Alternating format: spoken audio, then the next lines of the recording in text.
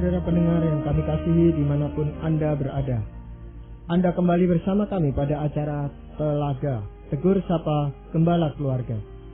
Saya Gunawan Santoso bersama Ibu Idayanti Raharjo dari Lembaga Bina Keluarga Kristen telah siap menemani Anda dalam sebuah perbincangan dengan Bapak Pendeta Dr. Paul Gunadi. Beliau adalah seorang pakar dalam bidang konseling dan dosen di Seminari Alkitab Asia Tenggara, Malang. Kali ini kami akan berbincang-bincang tentang hidup sendiri lagi. Kami percaya acara ini pasti akan sangat bermanfaat bagi kita sekalian, dan dari studio kami mengucapkan selamat mengikuti.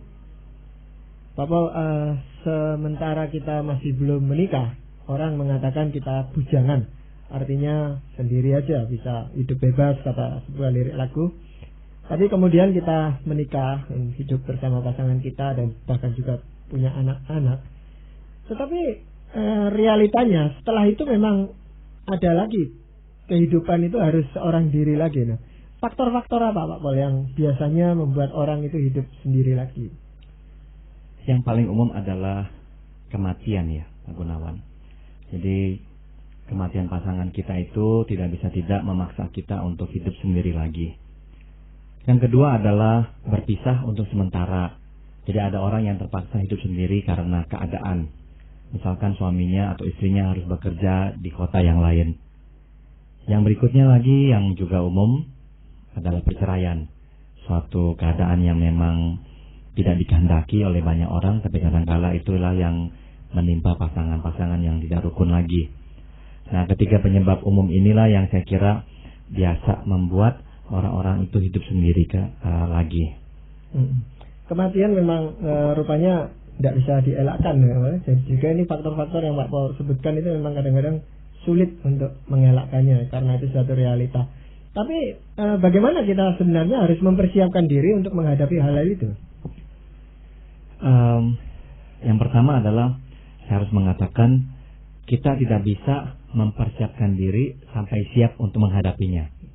Dengan kata lain, sesiap-siapnya kita, waktu kita menghadapinya, kita merasa kurang siap.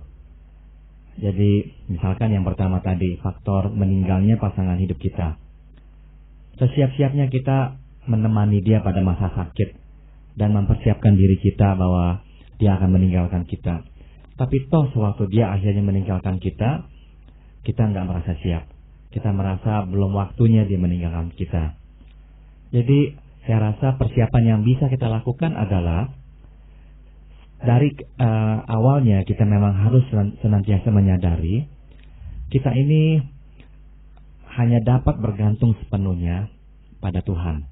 Nikmatilah yang Tuhan telah berikan kepada kita, termasuk pasangan hidup kita. Sebab akan ada masa di mana dia tidak akan bersama kita lagi. Yang kedua mungkin yang dapat saya sarankan adalah meskipun kita akan dipaksa saling bergantung ya dengan pasangan hidup kita, tapi belajarlah juga untuk menjadi seseorang yang dewasa. Nah, pada umumnya kita ini terpaksa memang akan membagi hidup kita dengan pasangan kita. Sehingga sewaktu dia tidak lagi bersama dengan kita akan mengalami goncangan atau ketidakseimbangan. Tapi ya, dalam masa saling bergantung itu pun, kita tetap berusaha ya, untuk menjadi orang yang mandiri. Seperti itu. Pak Paul, faktor siap nggak siapnya itu apa juga tidak tergantung dari hubungan antara suami istri. Misalnya kalau selama pasangan hidup itu bersama, mungkin salah satunya itu sudah belajar mandiri. Itu apa? Bukan juga sudah menyebabkan mereka siap gitu kalau ditinggal salah satu pasangannya.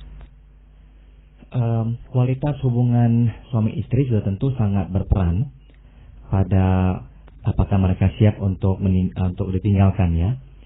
Otomatis kita bisa berkata bahwa orang yang mengalami kesulitan, penderitaan dalam hubungan nikahnya, ya mungkin sekali akan siap untuk berpisah. Dalam pengertian dia siap untuk lepas dari problemnya. Begitu.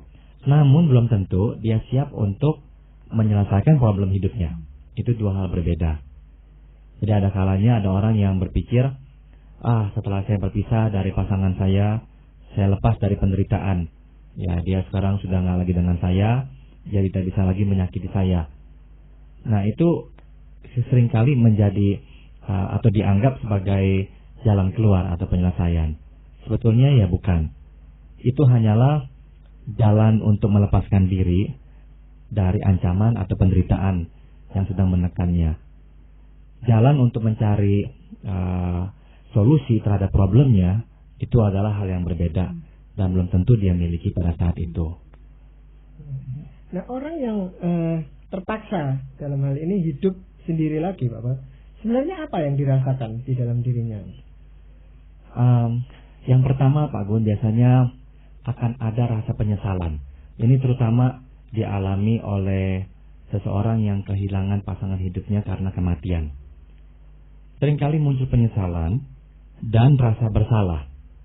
Nah, pertanyaannya, kenapa kok bisa muncul penyesalan dan rasa bersalah setelah kematian pasangan hidupnya?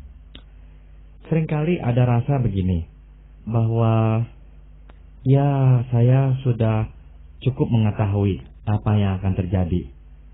Namun kok saya tidak cukup berbuat untuk mencegahnya. Misalnya, kematian karena sakit. Akan muncul rasa penyesalan dan rasa bersalah. Saya kok nggak membawa dia ke dokter A. Saya kok nggak membawa dia ke pengobatan alternatif yang lainnya. Dan sebagainya. Atau, saya seharusnya sudah mendeteksi bahwa dia kurang sehat. Kenapa kok saya membiarkan dia tetap pergi? Kenapa kok saya membiarkan dia tetap melakukan yang dia harus lakukan saat itu? Nah, ini terutama dialami oleh orang yang mengalami kehilangan dengan mendadak. Misalnya serangan jantung atau kecelakaan. Nah, pada pasangan yang ditinggalkan itulah muncul rasa penyesalan atau rasa bersalah. Misalnya, hal-hal yang bahkan sangat irasional, Pak Gunawan. Saya sudah lihat ke wajahnya itu sepertinya kurang begitu tenang, suruh dia hendak pergi mengendarai mobil. Kenapa kok saya tidak mencegah dia? Nah, itu kan sebetulnya sudah merupakan pertanda dia kurang begitu sehat dan dia kurang merasa enak untuk pergi. Kenapa kok saya nggak dengan lebih keras mencegahnya? Nah, seringkali kita ini beranggapan bahwa kita seharusnya sudah mengetahui bahwa pasangan kita akan mati. Nah, ini kan tidak rasional. Siapa yang tahu bahwa pasangan kita akan meninggal dunia? Namun, seringkali ini dialami oleh pasangan yang ditinggalkan itu. Seolah-olah tidak cukup berbuat untuk mencegah peristiwa tersebut. Sampai peristiwa itu menimpa pasangannya. Ya, kalau kita mau telusuri lebih dalam, sebenarnya kenapa bisa timbul perasaan penyesalan seperti itu, Pak? Sebab kita ini seringkali dihantui oleh rasa tanggung jawab. Jadi kita merasa bahwa kita turut bertanggung jawab atas peristiwa itu, atas kematian itu. Dan kalau saja kita telah bertindak sedikit lebih, maka kita berhasil mencegah malapetaka atau peristiwa itu menimpanya.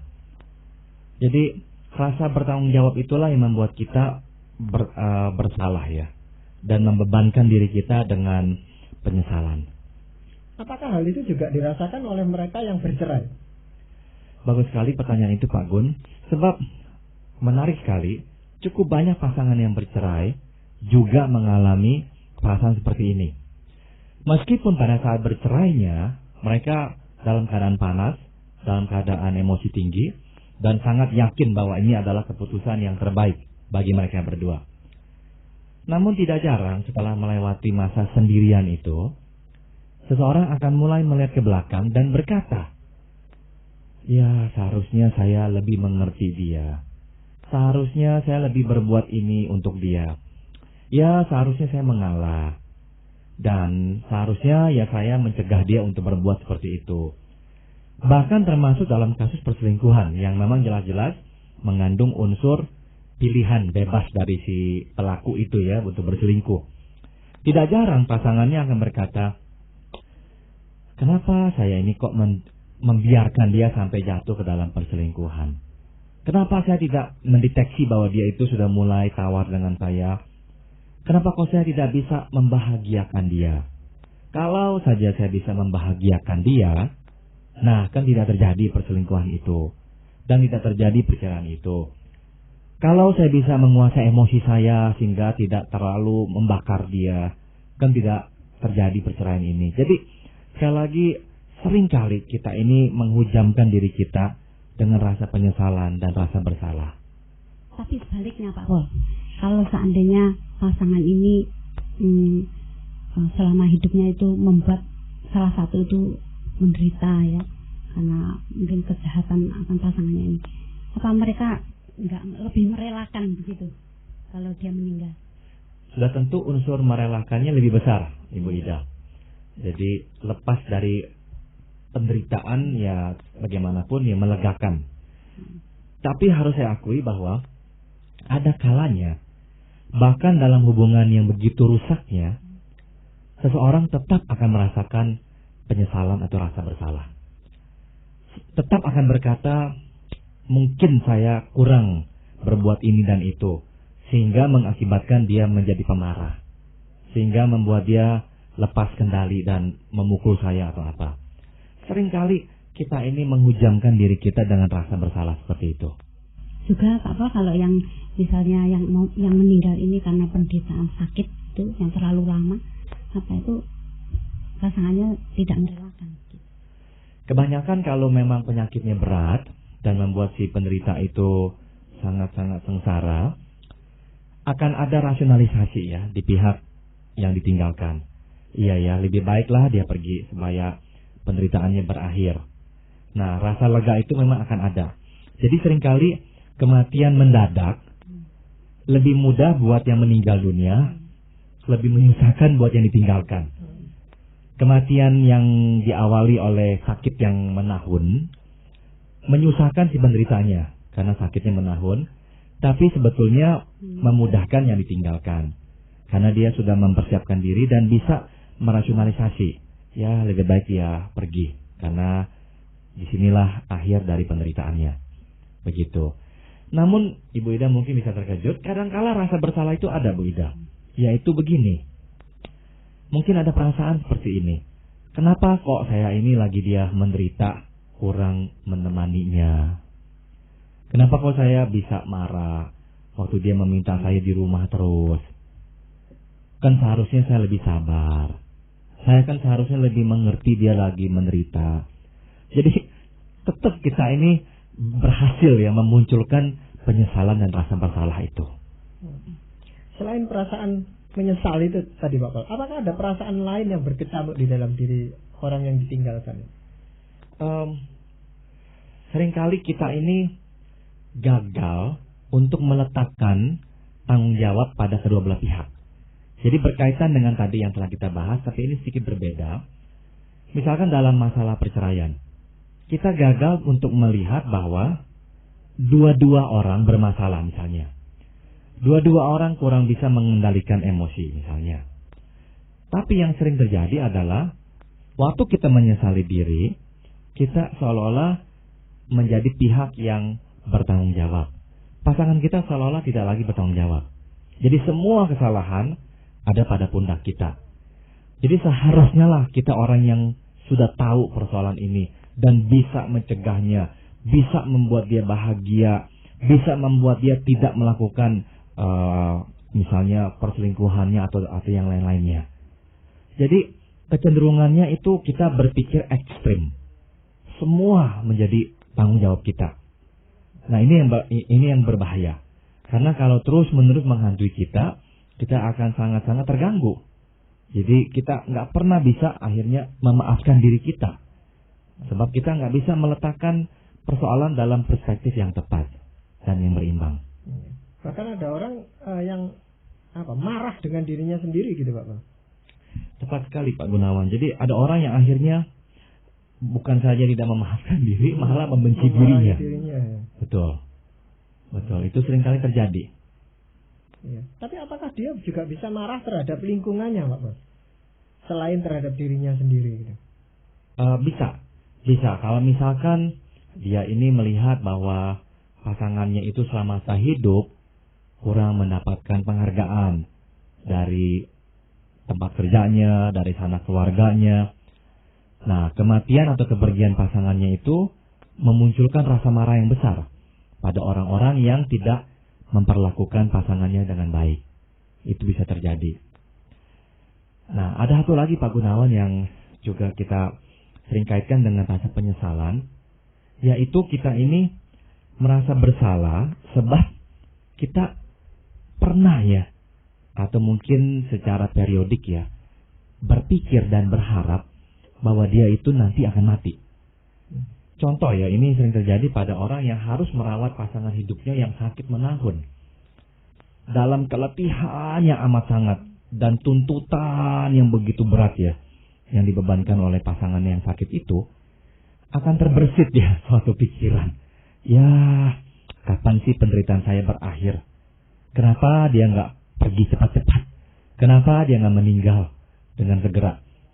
Nah, ini perlu kita sadari bahwa dalam keadaan capek ya, letih memikul beban yang berat, kita ini ingin lepas dari beban itu. Bukannya kita menginginkan dia sungguh-sungguh akan meninggal dunia. Yang kita inginkan lepas dari beban itu. Nah, tapi ada kalanya orang nggak bisa mengerti dan malahan merasa bersalah. Nah, sekarang dia benar-benar mati. Salah saya. Sayalah yang dulu mendoakan supaya dia mati. Sayalah yang benar-benar mengharapkan dia pergi. Jadi rasa bersalahnya adalah karena, oh saya jahat benar. Orang sakit bukannya saya berbelas kasihan, malahan saya mengharapkan dia pergi buru-buru. Nah, ini kadang-kadang susah sekali kita maafkan diri kita. Nah, hal-hal seperti itu yang tahu kan cuma dia sendiri Pak Pol ya. Memikirkan tentang mengharapkan mati dan sebagainya. Nah, pada saat dia menyesal seperti itu, tapi kan terlambat penyesalannya itu. Sebenarnya apa yang harus dia lakukan? Dia harus memisahkan antara menginginkan kematian yang sungguh-sungguh dan menginginkan kelegaan. Sebab yang terjadi adalah dia sekadar menginginkan kelegaan. Terlalu capek. Jadi dalam kecapeannya itulah dia menginginkan kelegaan. Bukannya sungguh-sungguh menginginkan kematian pasangannya. Begitu. Tapi misalkan demi ya, pasangannya memang jahat, suka mukuli dia dan sebagainya, akhirnya meninggal dunia. Sedikit banyak akan ada rasa lega dan mungkin juga ada sedikit rasa syukur. Dia nggak lagi bisa memukuli dia. Nah, kadangkala si yang ditinggalkan ini juga merasa bersalah gara-gara saya mengharap-harapkan dia itu meninggal dunia. Sekarang dia benar-benar meninggal dunia. Dia harus bisa berkata bahwa dalam keadaan sakit ya, tertusuk, terpukul dan sebagainya, orang secara alamiah ya, benar-benar marah. Dan dalam kemarahan itu ada kalanya muncul pikiran-pikiran seperti itu. Biarkan kau buru-buru lah pergi meninggalkan saya, meninggal dunia. Supaya engkau tidak lagi bisa menyengsarakan saya. Nah, pikiran seperti itu pun manusiawi. Jadi dalam keadaan yang sangat-sangat menderita karena disakiti oleh seseorang terus-menerus, kita mungkin saja ya berpikiran seperti itu. Jadi jangan menganggap diri itu kok jahat dan akhirnya tidak mau memaafkan diri. Nah, Pak Gunawan dan Ibu Ida, seringkali tadi Pak Gunawan sudah singgung ya, ini dipikirkan dan dirasakan oleh orang yang kehilangan pasangan hidupnya. Tapi sudah tentu nggak dibicarakan. Karena dia sendiri merasa malu membicarakannya. Merasa kok saya begitu jeleknya sebagai seorang suami atau istri berpikiran seperti itu. Nah, tapi saya mau mengatakan itu pikiran yang alamiah. Yang tidak menjadikan seseorang itu jahat atau buruk. Jadi anggaplah ini suatu bagian kehidupannya. Dalam keadaan yang sakit, kita kadang-kadang berpikiran seperti itu. Pak Pol, kalau seseorang itu imannya kuat ya Pak Pol, apakah juga punya penyesalan-penyesalan seperti itu? Kan tentunya semuanya itu kan ya memang Tuhan yang menghendaki begitu kan katanya.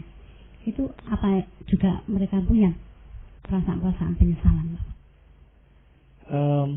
Secara teoritis ya seyogianya tidak ya Bu Ida ya. Karena kita percaya bahwa seseorang pulang ke rumah Bapak karena itulah waktu yang Bapak telah tetapkan. Nah, itu teoritis. Tapi saya harus juga mengakui ada kalanya kita itu tetap dirundung oleh rasa bersalah. Karena memang kita hidup di tengah dunia yang tidak sempurna. Dan kita tidak selalu bersikap atau bertindak sempurna. Nah, dalam menghadapi kehilangan pasangan, yang sering kali kita soroti dan perbesar justru adalah aspek ketidaksempurnaan itu. Ya, kenapa kok saya begitu? Kenapa kok saya bersikap seperti itu? Seharusnya saya lebih apa? Tapi ya yang saya ingin katakan adalah terimalah diri kita, terimalah diri bahwa kita orang yang gak sempurna, dan dalam ketidaksempurnaan itu yang akan kita katakan atau kita perbuat. Begitu. Dan percayalah, akuilah bahwa seseorang hanya bisa pulang ke rumah Bapa kalau Tuhan menghendakinya. Jadi jangan sampai berpikiran hidup di tangan saya. Sayalah yang seharusnya bisa mencegah. Oh tidak. Kalau dia sampai dipanggil pulang, itu karena Tuhan menghendaki saat itu dia pulang. Begitu. Iya. Pak Paul, tadi Pak Paul katakan untuk hidup sendiri itu juga bisa karena pekerjaan atau studi yang sifatnya sementara. Nah, dalam hal ini penyesalan itu seberapa besar, Pak Paul? Kalau ada tujuan tertentu di mana seseorang itu berpisah, penyesalan itu akan sangat minim. Tapi kadang-kadang ada. Nah, misalkan begini ya. Mungkin kita pernah merasakannya pula. Waktu kita berpisah dari pasangan hidup kita untuk waktu sementara, kadang-kadang kita lebih melihat pasangan kita itu dengan mata yang jauh lebih positif. Kita rasa dia kok begitu baik, dia kok begitu bermakna bagi kita. Dan dalam kesendirian itu, kita mulai merasakan adanya rasa bersalah ya. Iya ya, kok saya itu kok nggak begitu sabar kepada dia. Dia sebetulnya orang yang baik. Nah, jadi di sini rasa penyesalan atau rasa bersalah muncul bukan karena hal-hal yang tadi saya sebut, tapi lebih karena kita dalam kesendirian makin melihat dengan perspektif yang tepat siapakah pasangan hidup kita itu. Bahwa dia adalah orang yang jauh lebih baik daripada yang kita lihat sebelumnya. Karena terlalu dekat sama-sama terus menerus, kita melihat dia kok rasanya dengan negatif. Sekarang kita lihat dia dengan positif, akibatnya kita melihat diri kita, kok saya kok begitu, kok saya kok nggak sabar, kok saya kok malah mengacuhkan dia. Jadi akhirnya muncul rasa penyesalan seperti itu. Kecuali dalam soal pekerjaan misalnya, kita memang merasa ada andil kita, gara-gara kita kurang bijaksana memakai uang, sehingga kita sekarang bangkrut. Dan sebagai akibatnya dia harus pergi, dia harus kerja di tempat yang jauh. Nah, dalam kondisi itulah penyesalan atau rasa bersalah bisa muncul. Tapi ada juga yang menyesal karena ini merasa salah pilih pasangan, Pak. Dia merasa, wah sebenarnya saya itu tidak boleh menikah dengan misalnya aja seorang salesman gitu yang memang tahu pekerjaannya kan keluyuran terus gitu. Atau bahkan mengatakan, wah ini salah ini kawin sama pendeta deh. Kok pendeta kan juga sering keluyuran gitu. Itu apakah itu bentuk penyesalan tertentu, Pak? Iya, itu saya kira memang ada kalanya dirasakan ya oleh pasangan yang harus ditinggalkan. Jadi akan ada rasa penyesalan meskipun dia sudah mengerti inilah tuntutan pekerjaan pasangannya, tapi waktu dia harus benar-benar mencicipi hidup sendiri, sedangkan secara status dia sudah menikah, akan memang membuat dia merana. Jadi penyesalan yang muncul karena hidup dia dibuat susah oleh absennya pasangan hidupnya itu. Begitu. Tapi untuk pekerjaan itu sebenarnya apakah memungkinkan untuk dikompromikan gitu, Pak? Kalau dibicarakan lebih dulu maksud saya gitu. Ya, kalau memang sudah diketahui, seharusnya ya dibicarakan terlebih dahulu. Bahwa inilah tuntutan kita, ya. Tapi ya hidup tidak selalu lurus ya. Kadang-kadang hidup itu berbelok-belok dan pada waktu berbelok kita memang nggak siap untuk mengetahui inilah yang akan terjadi, bahwa pasangan saya ya tiba-tiba harus alih profesi menjadi salesman dan harus sering pergi, begitu. Kira-kira proses hilangnya penyesalan tuh sampai berapa lama ya? Berapa lama ya, Pak? Bergantung pada apakah hidupnya setelah perpisahan tersebut ya menjadi lebih baik atau tidak. Kalau hidupnya tidak lebih baik, dia akan makin dirundung oleh penyesalan atau rasa bersalah. Tapi kalau banyak yang positif dialaminya, dia akan lebih mudah untuk mengatasi penyesalannya itu. Ya. Dan sebagai bekal dari firman Tuhan, Bapak, yang untuk membekali kita supaya kita itu lebih ya mempersiapkan diri. Karena kemungkinan untuk hidup sendiri itu kan makin besar aja Pak Mal ya, akhir-akhir ini. Nah, itu apa yang dikatakan oleh Alkitab? Saya akan bacakan dari Yosua pasal 1 ayat 5. Seperti aku menyertai Musa, demikianlah aku akan menyertai engkau. Aku tidak akan membiarkan engkau dan tidak akan meninggalkan engkau. Musa sangat berpengaruh pada kehidupan Yosua. Jadi kehilangan Musa adalah kehilangan yang sangat besar bagi Yosua. Tapi Tuhan mengingatkan, jangan bergantung pada Musa. Padakulah engkau harus bergantung. Itulah yang dapat kita lakukan Pak Gunawan. Bergantung kepada Tuhan yang tidak akan meninggalkan kita. Ya. Jadi demikianlah. Tadi saudara-saudara pendengar, kami telah mempersembahkan kehadapan Anda sebuah perbincangan dengan Bapak Pendeta Dr. Paul Gunadi dalam acara Telaga, Tegur Sapa Gembala Keluarga. Kami baru saja berbincang-bincang tentang hidup sendiri lagi. Bagi Anda yang berminat untuk mengetahui lebih lanjut mengenai acara ini, kami persilakan Anda menghubungi kami lewat surat. Alamatkan surat Anda ke Lembaga Bina Keluarga Kristen atau LBKK, Jalan Cimanuk 58, Malang. Saran-saran, pertanyaan, serta tanggapan Anda sangat kami nantikan. Akhirnya dari studio kami ucapkan terima kasih atas perhatian Anda dan sampai jumpa pada acara Telaga yang akan datang.